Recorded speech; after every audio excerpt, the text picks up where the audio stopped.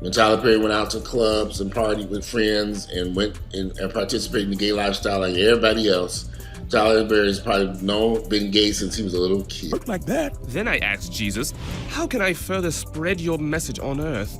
And he said, cross-dressing. Since started, I've carried many recorder devices on me, keychains, pens. Tyler Perry probably knew he was gay from a young age, even when he partied and embraced the gay lifestyle. Recently, a shocking revelation about Perry discussing Christianity with Bishop T.D. Jakes went viral. It was reported that Jakes strongly shared his thoughts on what Perry's stance should be.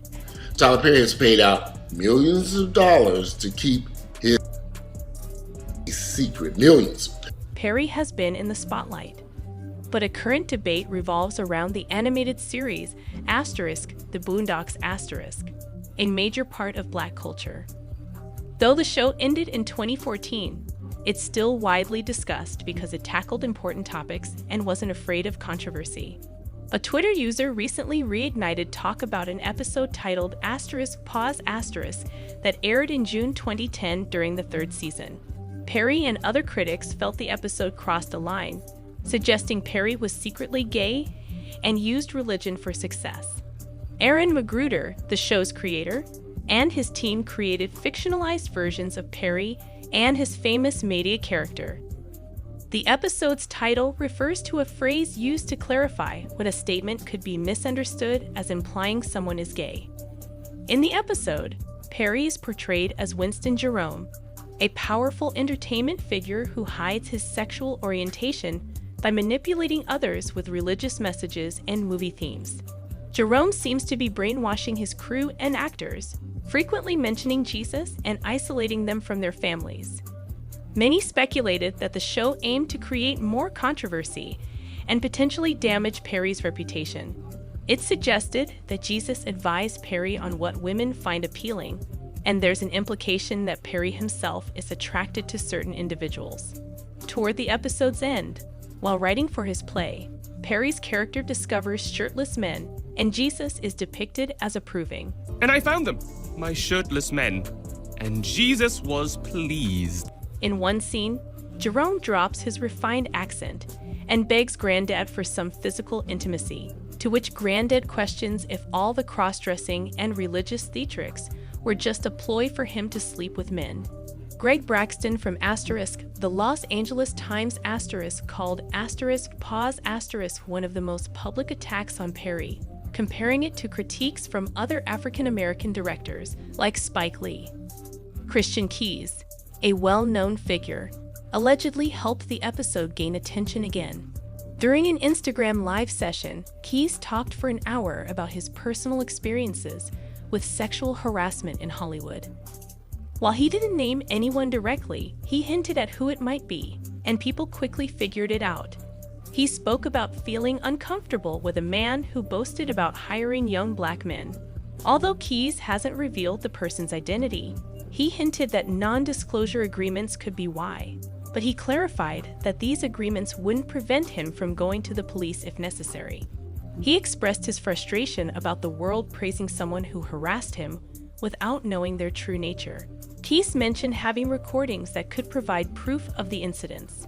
The portrayal of Perry as a gay cult leader in the episode was likely influenced by these claims from Keyes, including instances where someone tried to get into bed with him or offered him money to undress. Since started, I've carried many recorder devices on me, keychains, pens. Many people have speculated about Perry's orientation, and leaked footage supposedly shows that everyone close to him, from friends to colleagues in Hollywood, knows he's gay. Always these constant questions about this man's sexuality. I mean, you can look at him. Usually you use these two eyeballs, if you got some of those, and tell that this individual is, in fact, gay. Perry has also been frequently seen with Bishop T.D. Jakes' family, raising eyebrows. Bishop Jakes, known for his celebrity ties, including connections with Perry and Diddy, has been linked to Perry for some time. Things took an unexpected turn when Perry made a public appearance at Jakes' church, the Potter's House, and touched Jakes in what seemed like a symbolic act. This was notable because Jakes is typically treated with great respect as a spiritual leader. Perry prayed for Jakes, asking for God's favor and the blood of Jesus to cover him. Shortly after, Perry donated $1 million to Jakes' ministry, which many saw as an act of faith and generosity. However, others questioned if there were ulterior motives behind this.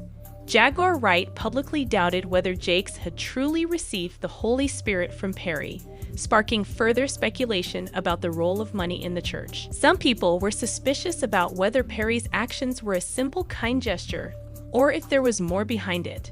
While some found his blending of fame and religion intriguing, others were skeptical. Perry touched on something that resonated more with churchgoers than with Hollywood. He said, "They don't understand where I come from. They don't understand it in Hollywood. But I'll tell you something about the blood of Jesus." In the midst of this, there had been several controversies involving mega-churches, including one connected to Bishop T.D. Jakes. Jakes, the senior pastor of the Potter's House in Dallas, was mentioned in a recent lawsuit involving music producer Diddy Combs. The lawsuit suggested that Jakes might be able to help improve Combs' public image. Combs' homes in Los Angeles and Miami were raided by federal agents as part of an investigation into sex trafficking allegations. Over the past year, Combs has faced multiple lawsuits accusing him of sexual assault and trafficking. In February 2024, producer Rodney Lil Rod Jones filed a federal lawsuit in New York, alleging that Combs and his associates were involved in trafficking activities. Jake's name was mentioned in the 73-page lawsuit, claiming that Jones had irrefutable evidence of Combs' planning to use his connection with Bishop T.D. Jakes to mitigate the negative impact of Cassie Ventura's lawsuit on his public image. Cassie, Combs' ex-girlfriend, had previously sued him, accusing him of abuse during their relationship, but they settled out of court in December 2023. Unverified social media reports also emerged, alleging that Jakes was involved in sex parties hosted by Combs. Jakes appeared to address these rumors during a Christmas Eve service at the Potter's House. He said, "The worst that could happen, if any of it were true, is that all I'd have to do is sincerely repent. There's enough power in the blood of Jesus to cover all sins, no matter what they are. The blood can fix it, but I don't need to repent for this." Recently, Jakes became embroiled in further controversy due to claims made on a YouTube channel called Tough News TV, hosted by Jermaine McKinley. McKinley claimed to have received an anonymous email alleging that Cassie Ventura was assisting the FBI in investigating Diddy. The email also suggested there was more to Diddy and Bishop Jakes' relationship, asserting that Jakes was not truly a man of God, but a Freemason like Diddy. It went on to claim that Diddy had been stripped of his protection and power, but that his soul was still bound to the devil, stating he could never escape that fate. These allegations sparked a surge of attention on social media, with Jakes' name trending as a result of the claims. According to an email, Diddy and Bishop T.D. Jakes allegedly hide the true nature of their relationship. It was reported that in June 1983, Kemp claimed Jakes had been accused of being involved with a young man shortly after he got married. This incident was seemingly kept quiet. In 1999, another man reportedly threatened to expose Jakes, but mysteriously disappeared.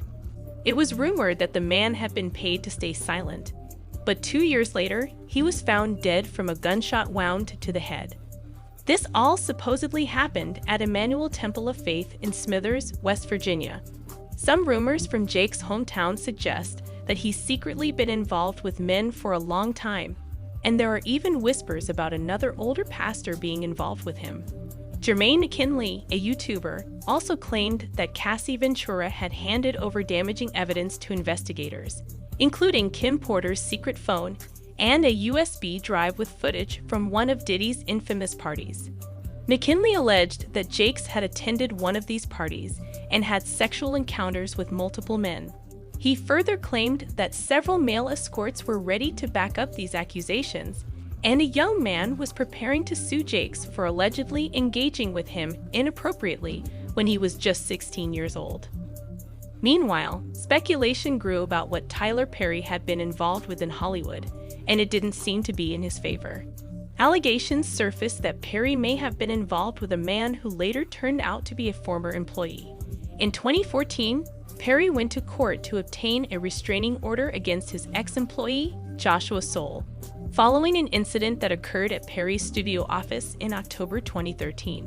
According to Perry, Soule had barricaded himself inside the office, causing the evacuation of the entire studio. Soule was accused of disabling alarms and security equipment and sneaking in through ceiling panels. After spending 4 hours trying to remove him, local law enforcement charged Soule with criminal trespassing. Perry sought a restraining order, $100,000 for harassment, $25,000 for legal fees, and requested that Soule undergo counseling. However, there was a twist.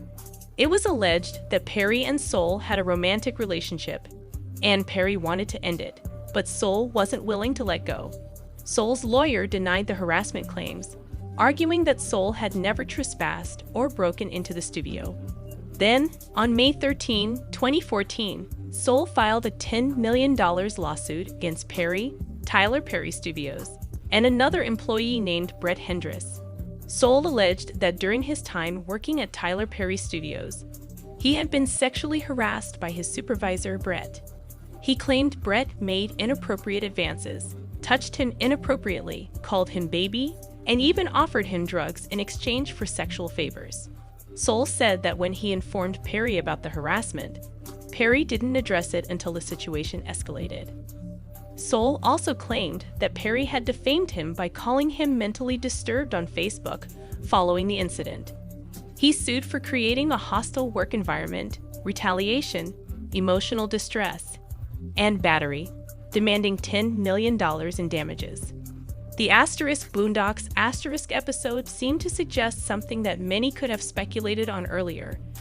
They became more significant after numerous accusations of Perry being gay and allegedly forcing relationships with people in the industry. There was even speculation that Perry fired some of his staff and intended to sue the Boondocks over the episode, but Perry dismissed these rumors as false at the time. Addressing the criticism, Perry stated, "I feel that no response is the best response, and I'm going to leave it at that," referring to separate criticism Spike Lee had directed at him regarding his work. However, with mounting accusations and emerging evidence from Hollywood figures and workers, many fans and observers believe that Tyler Perry is gay, based on his behavior and the way he was portrayed in the Boondocks series long ago. Despite this, not many people focused on this aspect at the time. The close relationship between T.D. Jakes and Tyler Perry also raised suspicions, with some wondering if something was going on behind the scenes, though nothing concrete has been revealed. Reports also surfaced that Jakes had been spotted at Diddy's parties multiple times, and he was even mentioned in Lil Rod's lawsuit. One social media user remarked, "I know it's funny, but big respect to those who look past the jokes and see what they're really trying to tell you about what goes on in Hollywood and how people sell their souls." Another user added, "I put on a dress and a wig, and Jesus was pleased. That's it." Looking at my kids and I'm like, I ain't bring us this far to go backwards. Yeah. I work hard. You get what I'm saying? Like, was Diddy's biggest cheerleader, and I made him my brand. And I felt like Diddy was on brand for me. I got with Diddy and brought him to my... That we've been wanting to make. I think it came out. Mr. Combs is a fighter. He's going to fight this to the end. He's innocent. He came to New York to establish his innocence. He's not afraid. He's not... Seen without a doubt, Diddy Combs is in serious danger. But what do they say about your loved ones all the time? This one is this one. Sink the ship and you'll discover who your true pals are. It's not your pals who leap out first. That's Marilyn Manson, albeit in this instance. Guess who we're talking about? Young Miami was Diddy's final known girlfriend before problems started. Fighting and all that, you know what I'm saying? I'm definitely more sensual. You don't like quickies and all that. Nah, You like to make love. I like Everyone who ever knew Puffy is running for cover after his latest incarceration. Miami is no different. She is now accused of spying on her ex-boyfriend in order to escape going to prison. What kind of proof does Miami have against Diddy then? This is a safe space. This is your space to be vulnerable and just really, let out how you feel. So mentally, like, 1 minute I'm happy. What happens if Diddy records her just as he records everyone else? Because the tale was really terrible in that way. Like I was traumatized by those bugs, although I was just a little child when I first heard about it. Most importantly, would she testify against Diddy when the time comes as the last person who was close to him? Stay tuned to learn more about this and other topics. Young Miami, an actress, rapper, and Diddy's ex-girlfriend, said she was ready for the smoke only a month ago. The former member of City Girls spoke out about her relationship with Diddy and the several cases of real wrongdoing against Sean Combs, in which she was named. It turns out that in order to protect her own independence, she is more than ready to brush him under the rug. The singer wrote on X, "This wasn't easy, my truth, my side, my story, but I'm ready for the smoke." Miami discussed being silent throughout the shocking accusations made against Diddy while they were dating in an interview with Saucy Santana. With tears running down her cheeks, she replied, "I ain't brought us this far to go backwards. I promise to speak the truth. What then do we use? We go on dates. We are courting." All right, so they did. At the height of Diddy's accusations in 2023, Young Miami and Diddy ended their formal partnership. But it seemed to remain on and off for the next several years. Rodney Little Rod Jones Jr. filed a legal case in February claiming that Young Miami, real name Carisha Brownlee, was a S-worker for Diddy and brought Pink. A few weeks later, JT, Miami's ex-partner in City Girls, denied ever receiving narcotics from Diddy or Young Miami. To begin with, each night I entered the halfway house. I had to submit to a drug test. She replied to X in March, saying, "I explained this years ago. I never did, and it will never actually destroy my family. Stop toying with me, please." You guys get on her for making jokes about 4S and Chuckles and don't know those who have had trauma. Young Miami stated she didn't have encounters with the founder of Bad Boy Records like those described in the cases when asked why she remained silent over the course of the last year, while Diddy was being accused of several crimes in numerous civil actions. However, it seems that she is now open to reconsidering her stance. "I met Diddy at the party when everyone was celebrating his life and giving him flowers, and I met him while he was in a romantic phase. He was receiving just like he did. I'm not qualified to talk about something I don't know." She said, "I wasn't around at the time, so I can't speak on these allegations." About a month ago, she responded, "I don't know that person, and that wasn't my experience." In the midst of all the allegations against her former partner, the mother of two would also poignantly describe how she felt alone when no one phoned to check on her. "People believe that I made Diddy my brand and was his greatest fan." She said, "It seems like Diddy was a good fit for me. I had known him back in a different age, when Diddy was alive. I met him during a time when everyone was praising and showering him with roses. He was receiving the Key to the City, the 2022 BET Awards Lifetime Achievement Award, and the 2023 MTV VMAs Global Icon Award. I was celebrating him with everyone because he was releasing a new album, and I feel like everyone is trying to put me on trial for it." Young Miami persisted, asking, "Why am I being crucified, or am I being separated, when I was just celebrating when the world was celebrating him?" The rapper claims that she was the victim of domestic abuse in 2 prior relationships, and that she made the vow to never put herself in such a precarious position again after ending the second one. According to Young Miami, she entered the relationship with the intention of getting tips on how to become a business tycoon herself. She made it clear that the two are not together anymore. "I felt like Puff was a pretty decent guy to me, therefore that really affected me. It seems as if he came to my aid." She reflected on their connection and remarked, "He elevated me.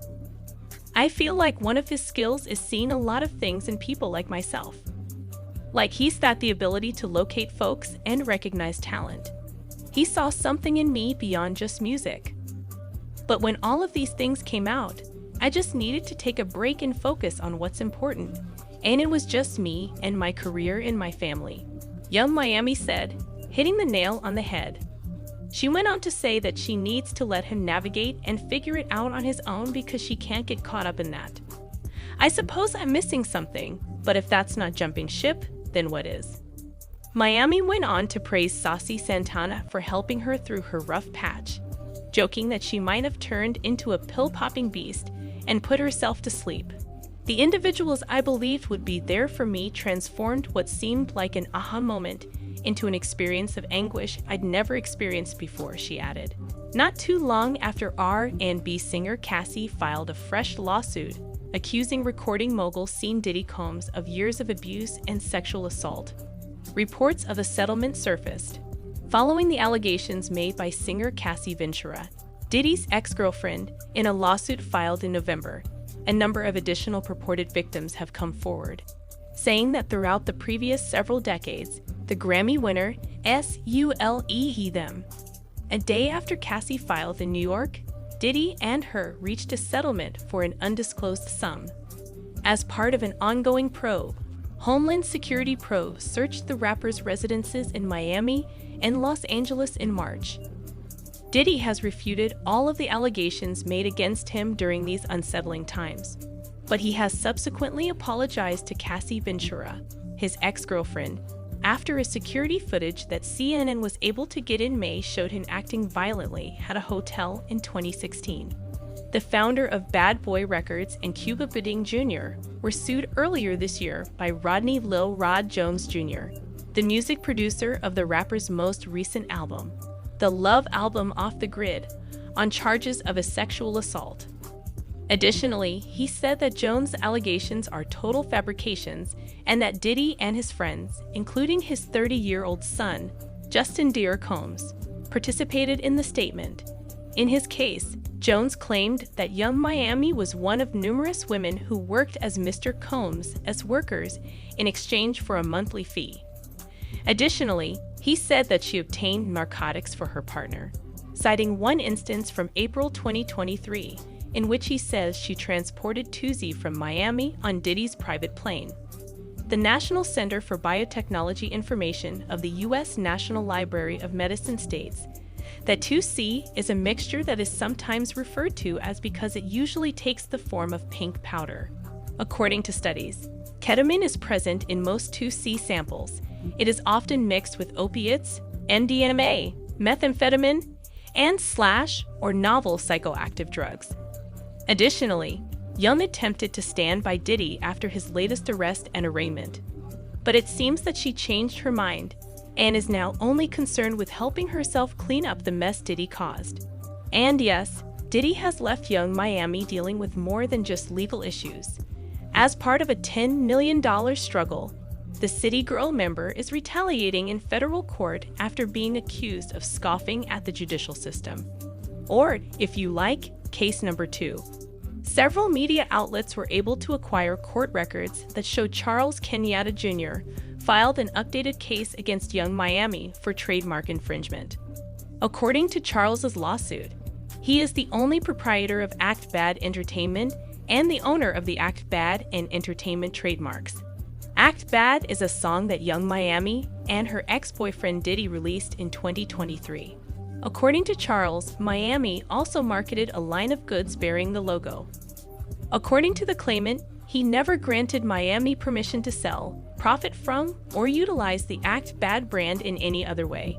He claimed that by wearing and selling ACFAD goods, Young Miami's use of the trademark has created and continues to create confusion about the defendant's relationship, affiliation, or involvement with the plaintiff. The defendant advertised, disseminated, and made offers to sell or buy substantially different items within the United States with knowledge and in bad faith. He remarked on her social media, Young Miami often used the term act bad. Charles said, the defendant uploaded a photo and a video of themselves in bathing suits with the caption, Act Bad, encouraging followers to purchase Act Bad memorabilia. On her social media platform, she utilized a lot of hashtags related to acting bad, such Act Bad Starter Kit, which teaches people how to behave bad. She sings a song called Act Bad with her purported partner Diddy, and they are referred to as Mr. and Mrs. Act Bad in a magazine, which further muddles Charles's trademark. Charles has added fresh allegations to the first complaint he filed earlier this year. He claimed in the revised lawsuit that Young Miami had continued to sell more goods under the act's negative reputation in spite of his threats to sue. He said that the defendant is essentially snubbing the court system and the plaintiff's rights by releasing a new product bearing the infringement mark after the first complaint was made. This conduct shows the defendant's purposeful and intentional desire to infringe against the plaintiff's trademark, regardless of the potential legal repercussions, and it also exacerbates the confusion and dilution of the plaintiff's brand. Miami responded sharply to the revised complaint, as one would anticipate. Her attorney has requested that the court dismiss his updated lawsuit, claiming she did not give her approval for it to be filed. The rapper claimed that the term Act Bad was too vague to be protected as a trademark in response to the original case. For this reason, she has refuted every accusation of misconduct. She insisted on the dismissal of the whole litigation, not yet ruled by a court. And now Diddy's arrest, arraignment, and bail refusal are adding to that problem. After entering a not guilty plea to accusations of racketeering and S-traying, the Bad Boy founder was refused bail because his accusers had come forth with negative information about him. The rapper made an appearance in New York court on Tuesday on accusations that he was the leader of a criminal organization that coerced women into S-acts over a period of decades. Attorneys argue that Diddy ought to be kept under home arrest. Nevertheless, the court ruled that the rapper must be detained in the infamous Metropolitan Detention Center in Brooklyn until trial. I believe the points we've been seeking to convey have been made. It's Mr. Combs who fights. He intends to fight through to the very finish. He is not guilty. His goal in coming to New York was to prove his innocence. He is not scared. He is not scared. Diddy is anticipated to be in court after his attorney Mark Agnifillo's announcement that he is appealing the ruling. Following his arrest, numerous accusers have come forward. Natanya Rubin says that during the notorious 1999 nightclub incident, Diddy was the one who shot her in the face.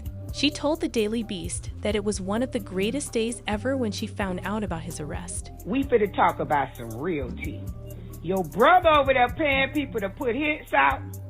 He over there paying people to put hits out and running off with his money, and it's getting back to me. So now I'm finna send the feds over there to y'all empire. So you had the right today. What else say?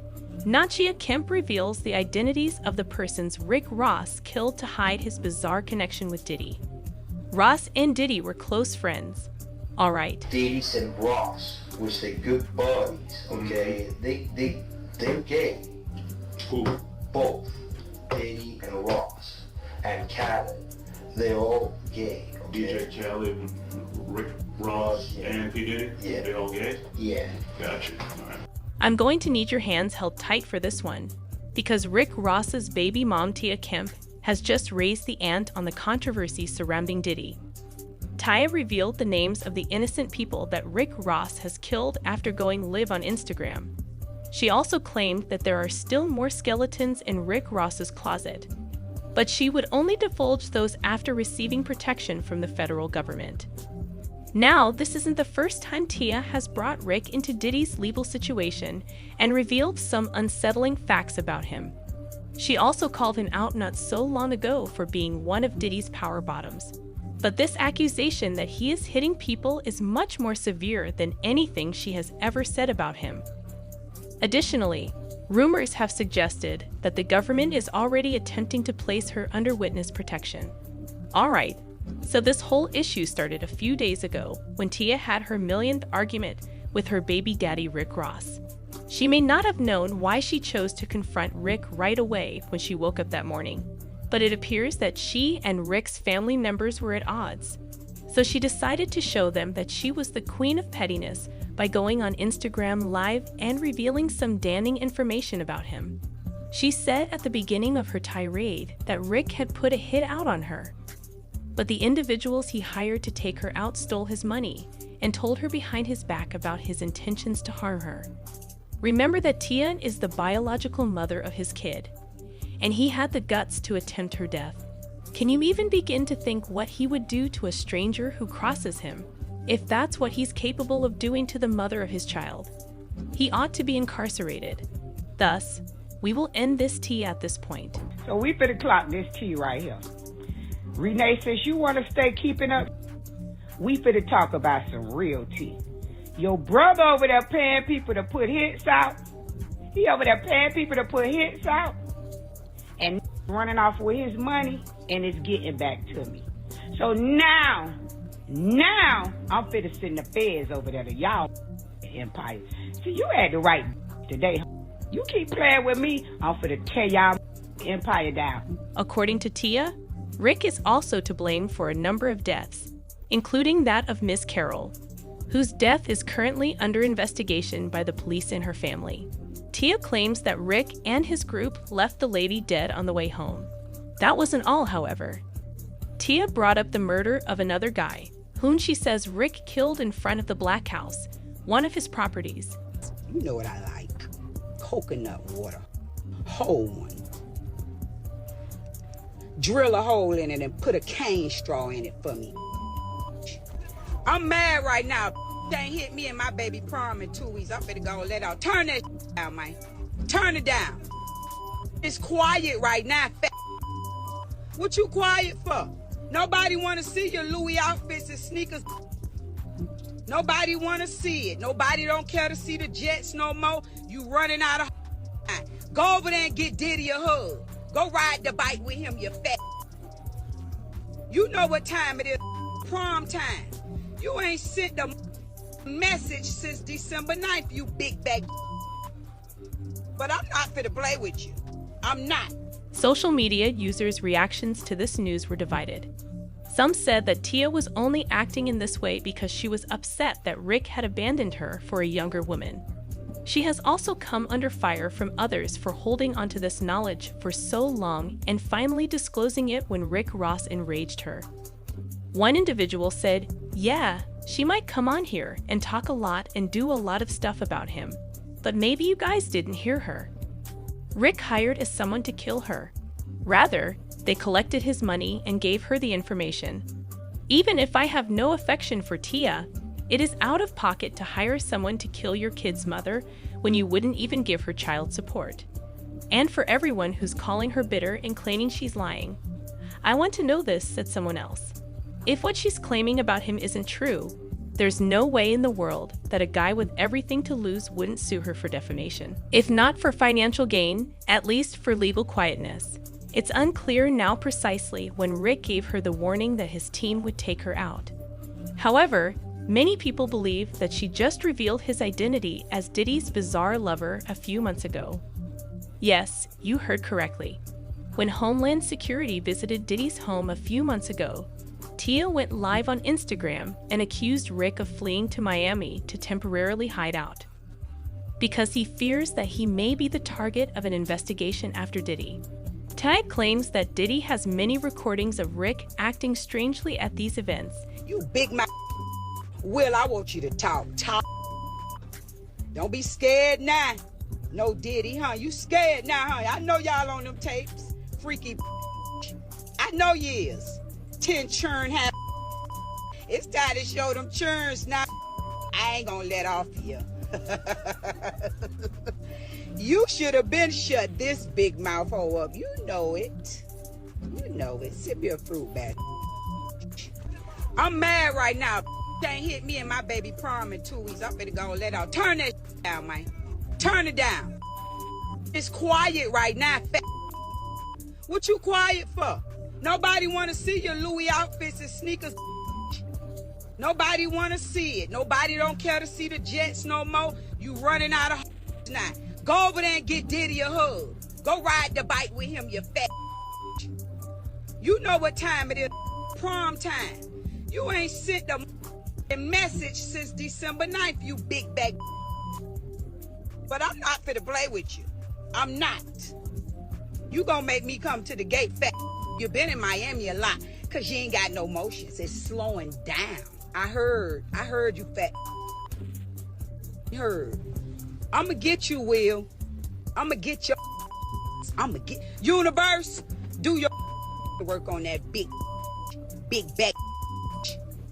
And if you keep sending motherfucking messages round, that's getting back to me.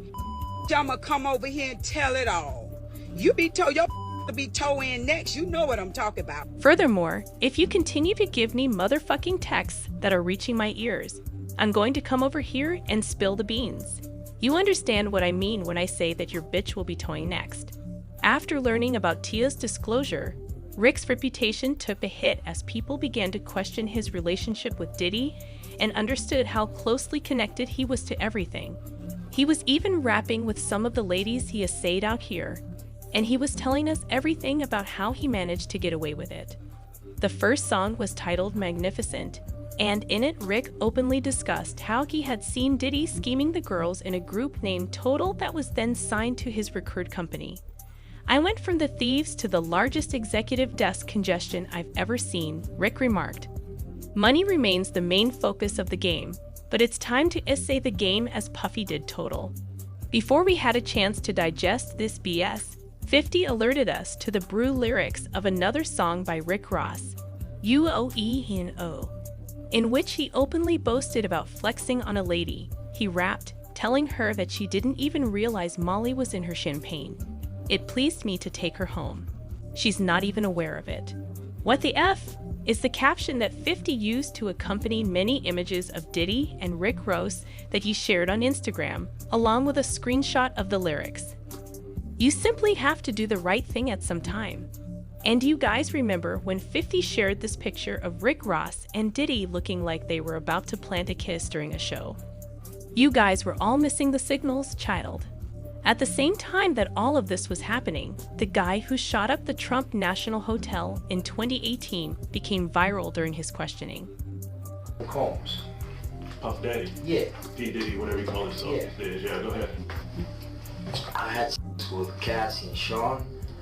Basically, he would marry and tell me what to do with Cassie. I was like a slave, okay? For them, that's what I was. That's all right? I caught herpes, and I came back and I sued him for the herpes and won. But Diddy and Ross, which they're good buddies, okay? They're gay. Who? Both. Diddy and Ross. And Khaled. They're all gay. Okay? DJ Khaled, Rick Ross, and P. Diddy? Yeah. They all gay? Yeah. Gotcha. All right. I seen the look I'm tracking myself. Having Diddy and Cassie. Okay, it's not good. He drinks all the time. Alright, he calls it Gigi. Let's leave it. Alright. I've settled $4.125 million with Diddy. Okay, but he's scared that I was an exposed. I don't want to talk about Diddy right now. I want to talk about you. Help me understand you. I mean, who? Diddy, Rick Ross, and DJ Khaled? Yes. Are all of them gay? Yes, you got it. I recognize a little of drag in myself. Cassie and Diddy were with me. Well, it isn't good. He constantly consumes it. Okay, he refers to it as Gigi. Alright, let's go on. Okay, Diddy and I reached a $5.125 million settlement. Alright, but he fears that I was an informant. I don't want to discuss Diggy at this time. I want to discuss you with you. Please explain yourself to me. Who exactly? Big whoop. You know, Tia Kemp may be a jokester, but she never lies, sweetheart. Nevertheless, since she remained silent until it was convenient for her, while knowing exactly what Rick was up to, many continued to see her as a contributing factor to the issue. As usual, people's opinions on this varied. Similar to the person who said, she ought to understand that concealing information is a serious offense and that having too much knowledge can and will turn you into an accomplice. You're attempting to blame Rick Ross, Tina, but the fact that you knew and chose not to disclose makes you just as culpable. You can be exposing yourself to guilt. Another name for it is misprision felony. Investigated. She owes him no allegiance, according to someone else, for ordering attacks on her, and also snitching for the sluggish dummies on the short bus. But now, I'd want to hear what you think. What are your thoughts on Tia outing Rick Ross for killing so many people? And given all this information, have you guys not thought she ought to be prosecuted as his accomplice as well? You all knew what had to be done. Please share your opinions in the space provided for comments below. And don't forget to click this. Please share your opinions in the space provided for comments below. Also, don't forget to visit this link to see this other really clumsy film.